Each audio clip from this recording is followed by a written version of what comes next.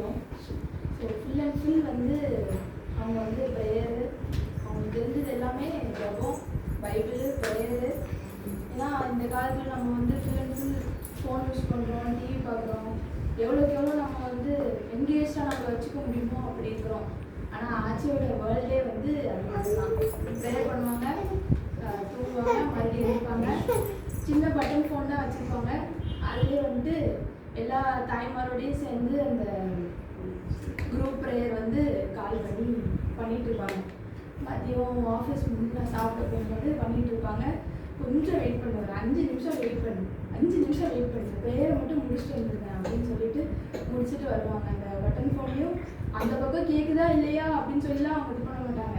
ஃபுல்லாக உட்காந்து ப்ரேயரை முடிச்சுட்டு அதுக்கப்புறம் தான் அடுத்த வேலைக்கு வந்துட்டு இது பண்ணுவாங்க. அது மாதிரி வீட்டுக்கு போனாலும் என்னோட நபிக்கு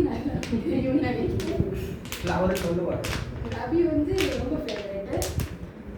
அப்புறம் எல்லாருக்கிட்டையும் வந்து நல்லா இது பண்ணுவாங்க, நல்லா பேசுவாங்க. வீட்டுக்கு நாங்கள் எப்போ போனாலும் வந்துட்டு ஜோம் பண்ணி சிலுவை போட்டு தான் எங்களை வந்து வெளியே அனுப்புவாங்க. அது மாதிரி ஆட்சிக்கு அங்கே இருந்தோன்னா ஃபுல்லாக எல்லா பாட்டு, எல்லா வசனம் எல்லாமே நம்ம கற்றுக்கலாம். வேறு உலகத்தை பற்றி நம்மளுக்கு என்கேஜ்மெண்ட்டே தேவையில்லை. வேறு எதை பற்றி நம்மளுக்கு திங்க் பண்ண டைமே இருக்காது. ஆச்சு இந்த பாட்டை எழுதி கொடு, அந்த பாட்டை எழுதி கொடு, இது ஃபுல்லாக எழுதி கொடு, இந்த டிவியில் இந்த பாட்டு வரும், இதை ஃபுல்லாக எழுதி கொடு அப்படின்னு நம்மளை ஃபுல்லாக என்கேஜாக வச்சுக்குவாங்க.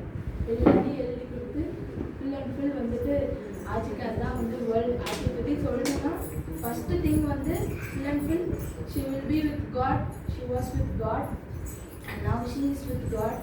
So her prayers and blessings will be always with us.